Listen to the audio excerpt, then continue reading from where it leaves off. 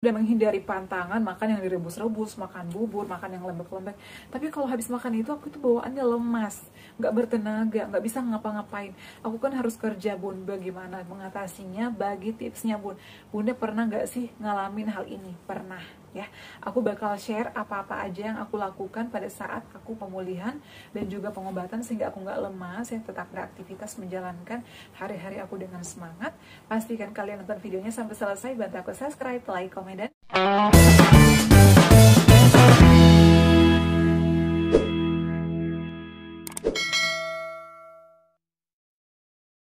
Assalamualaikum warahmatullahi wabarakatuh. Halo semuanya, kembali lagi di channel aku Adeva dan Bunda. Semangat banget aku kembali menyapa kalian. Gimana kabarnya nih? Semoga semuanya sehat selalu ya. Di video kali ini aku bakal bahas lagi terkait sensasi asam lambung. Bun, kenapa sih sensasinya banyak banget ya? Asam lambung, GERD, anxiety, psikosomatis ya. Aku juga pernah ada di posisi itu. Aku pernah ngalamin hampir 3 tahun ya. Jadi diagnosa aku itu adalah gastritis ya. Ada peradangan di lambung aku, di dinding lambung aku. Aku juga ada kecemasan, anxiety, dan aku juga ada sensasi GERD ya. Sering panas di dada, di kerongkongan, panas di perut ya, kadang mengganjal di kerongkongan ya. Di sini nih mengganjal, kadang rasanya pahit, asam, nggak enak banget ya. Ini kenapa sih, Bun? Pernah nggak sih Bun ngalamin ya? Pernah dong ya. Aku sering share itu berdasarkan pengalaman pribadi aku. Jadi kalian bisa mengikuti tips-tips dari aku, langkah-langkah apa yang harus aku lakukan pada saat itu sehingga aku saat ini udah normal, udah bisa aktivitas, udah bisa kemana-mana lagi. Aku juga pengen kalian sehat kembali, sembuh kembali seperti sedia kala, jadi nggak kambuh-kambuh lagi dan sensasi itu menjauh, menghilang ya. Nah, di sini aku bakal bahas terkait sensasi lemas. Jadi tadi itu ada yang komen ya, aku lupa namanya ya, ada di video terbaru aku ya kalau nggak salah. Bunda, aku itu menghindari pantangan, makan yang rebus-rebusan, makannya hanya sedikit, tapi aku itu bawaannya lemas ya. Banyak yang dikeluhkan oleh pejuang asam lambung. Bunda, aku itu kalau misalnya nggak makan yang goreng-gorengan, nggak makan yang sambal, bawaannya itu ngantuk, bawaannya itu lemas. Aku tuh harus makannya 1 piring, nggak mau makan bubur, maunya makan nasi aja. Gimana dong, Bun? Soalnya kan aku kerja, Bun. Jadi kalau misalnya nggak makan, itu pasti bawaannya lemas aja, nggak bisa mengerjakan apa-apa. Nah teman-teman, jadi pada saat aku berjuang melawan asam lambung, GERD, anxiety, psikosomatis ya, maupun pemulihan pasca endoskopi, aku itu juga sambil kerja ya, tapi aku tuh meyakinkan ke diri aku. Jadi kita tuh harus yakin kalau ini adalah hanya sensasi sementara. Ini gak akan berlangsung lama, kita pasti sembuh. Aku tuh selalu yakinkan, aku harus sembuh nih, aku gak boleh sensasi ini ada terus sama aku. Aku tuh selalu yakin ke diri aku ya. Dengan cara apa? Intinya pertama itu kita harus positive thinking. Ya, nggak boleh mikirin yang aneh-aneh. Sering-sering lakukan relaksasi, meditasi, lakukan yoga agar kita nyenyak tidur, pikiran kita juga tenang. Ya. Kemudian yang kedua adalah makanannya. Jadi memang makanan ini adalah yang menentukan, karena kita itu harus ada tenaga untuk kerja misalnya ya, untuk menjalani hari-hari kita. Aku tuh dulu selalu doa setiap aku sujud, setiap aku sholat, ya Allah, aku pengen sehat, aku pengen normal lagi seperti sedia kala. Aku selalu doa, aku selalu pasrahkan diri aku sama Allah. Jadi aku makan menghindari pantangannya. Jadi menghindari pantangannya ini maksudnya gimana? Aku itu menghindari goreng-gorengan. Jadi beberapa bulan itu aku hanya makan rebus-rebusan aja ya. Kalaupun makan yang digoreng, aku tuh pakai minyak VCO ya, aku pakai Vineco extra virgin coconut oil ya, bisa pakai yang merek lain juga nggak apa-apa, tapi aku biasanya pakai minyak kelapa, aku juga biasanya pakai minyak kedelai, aku juga biasanya pakai minyak zaitun. Nggak ada masalah, yang penting kita itu konsumsinya tidak berlebihan.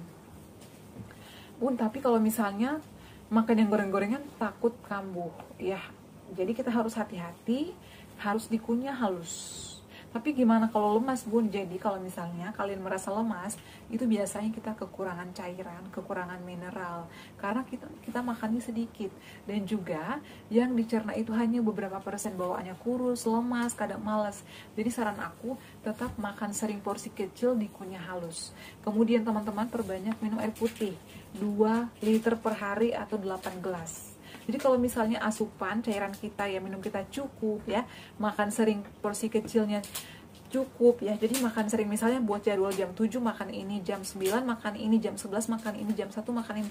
Aku tuh biasanya kayak gitu ya dulu ya, buat jadwal 2 jam sekali. Kalau misalnya nggak mau 2 jam sekali, mau 3 jam sekali boleh, tapi diselingi dengan ngemil. Boleh ngemil biskuit, oatmeal, kemudian kue-kue ya, misalnya terbuat dari tepung tapioka, dari tepung singkong, itu aman, atau dari tepung maizena. Aku tuh dulu sering banget, rajin banget buat cemilan-cemilan aku, meskipun anggota keluarga aku yang lainnya nggak mau makan, yang penting aku tuh harus mengkreasikan, aku harus kreatif nih gimana biar aku nggak lemas, biar aku nggak malas makan.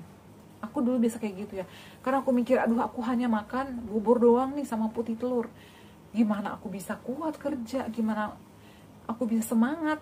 Jadi aku buat cemilan-cemilan aku. Selain itu juga aku makan sayur-sayuran. Banyak yang takut makan sayuran, aku aman ya. Aku tuh makan wortel, bayam, sayur-sayuran, kacang panjang, buncis, aman. Sama aku kangkung masih aman, tapi harus dikunyah halus teman-teman, karena itu susah dicerna. Jadi menurut aku aman-aman aja. Daun kelor, katuk, banyak kok sayur-sayuran yang aman. Aku juga makan buah apa? Buah melon, buah pepaya.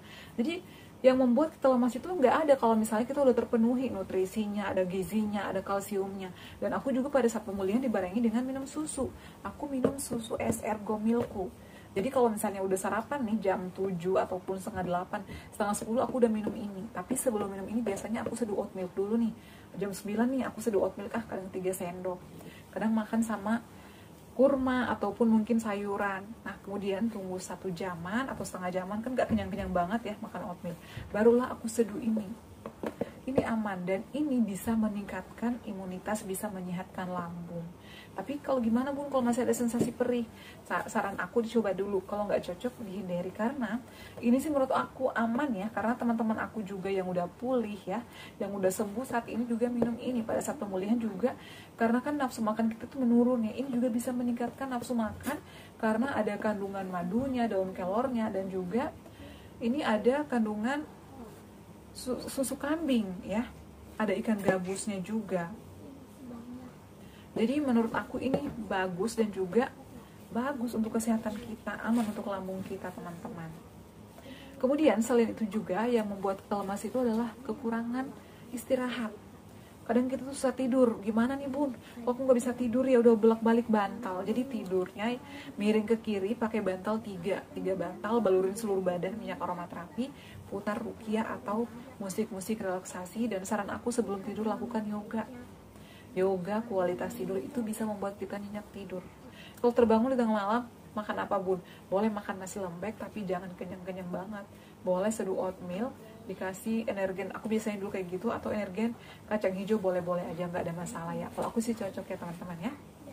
Kemudian selain itu juga biasanya kita itu karena begadang juga, jadi nggak boleh begadang, harus tidur tepat waktu. Jam 9 itu kalau bisa udah tidur ya. Dan faktor pemicu yang lainnya lagi yang membuat kita lemas itu adalah kita banyak pikiran, nggak nafsu makan, takut ini takut itu, mikirinnya yang aneh-aneh. Jadi bawaan itu kita lemas banget, mau ngapa-ngapain aja males. Makanya pada saat itu ya, pada saat aku berjuang, aku tuh nggak mau diam di rumah. Gimana nih biar aku aktivitas, biar aku nggak lemas, biar aku nggak loyo-loyo, biar aku nggak terus-terusan memikirkan sensasi ini. Karena kalau misalnya kita menyendiri, sensasinya itu makin banyak. Dengar kabar ini dihubung-hubungkan lagi dengan apa yang kita alami, dengar berita ini, nonton itu, pasti kepikiran lagi, takut lagi, cemas lagi, dan lain-lain. Kemudian selain itu juga aku sarankan kalian bisa konsumsi vitamin ya. Vitamin apa aja Bun? Bisa vitamin B kompleks, neurobion, imbos, enervon, apa aja, yang penting konsumsinya itu setelah makan. Kalau aku nih pengalaman pribadinya, konsumsinya itu adalah neurobion yang warna pink atau vitamin B kompleks. Itu aman sama aku, jadi enakan ya, nggak lemas-lemas. Bunda, aku itu udah istirahat, udah makan yang cukup, udah konsumsi vitamin, udah konsumsi susu, tapi kok masih lemas aja Bun.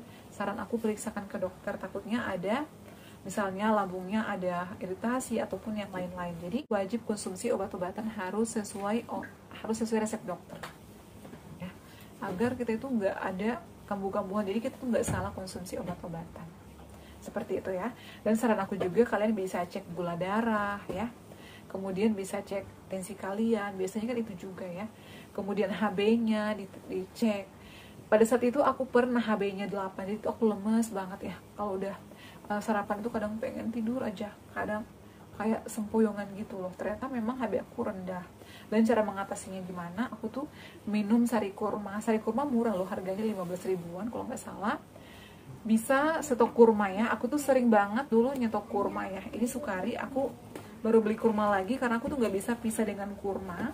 Nah, ini aku langsung beli 2 teman-teman ya.